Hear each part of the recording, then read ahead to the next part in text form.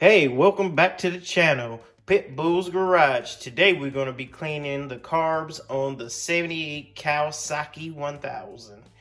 And these are not the factory carbs, but they're the same setup as these. These are actually 29 smooth bores, but the basics I'm going to show today will go for any older bike or any kind of carb setup like this.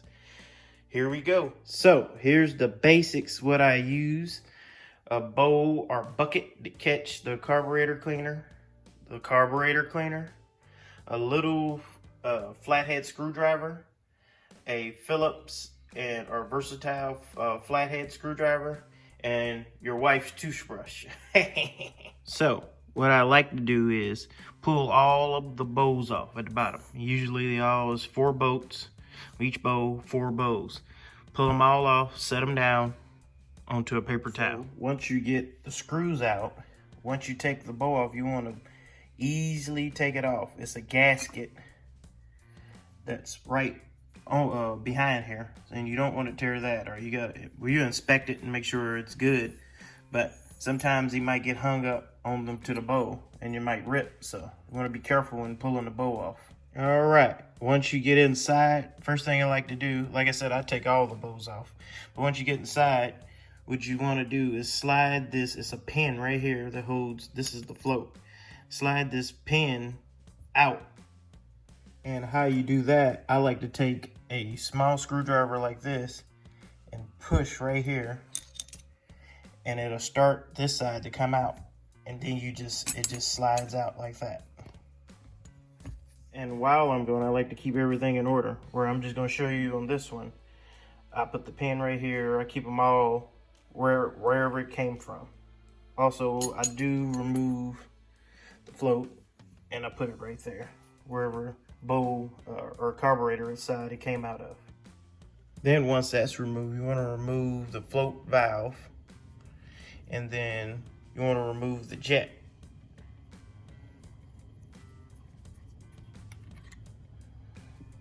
Also, you will need a crescent wrench for that jet. All right, now you want time to start spraying some old carb cleaner in there. I just like to sit over a bucket, spray it like that. It's gonna be sometimes you can see garnish all in there, so that's when you use your toothbrush to get in there. Get all that out of there, like that. Then hit it again. Hit inside where the jet was, hit inside where the float valve was. Turn it over. Also, I like to spray from the top where the fuel comes in, but that's like when I have all the bowls off. I also clean like the float pin and then the float valve. This is one step you don't want to forget, because this is where most of the gas sits, at the bottom of the bowls. And I don't know if you can see up there, in there. It's kind of old, kind of grungy and old, crusty fuel at the bottom. Like I said, same like on the carbs. You hit it, take your wife's toothbrush, and in there. Get all that out. You don't want this. This is what clogs up your jets and get that stutter in your carbs.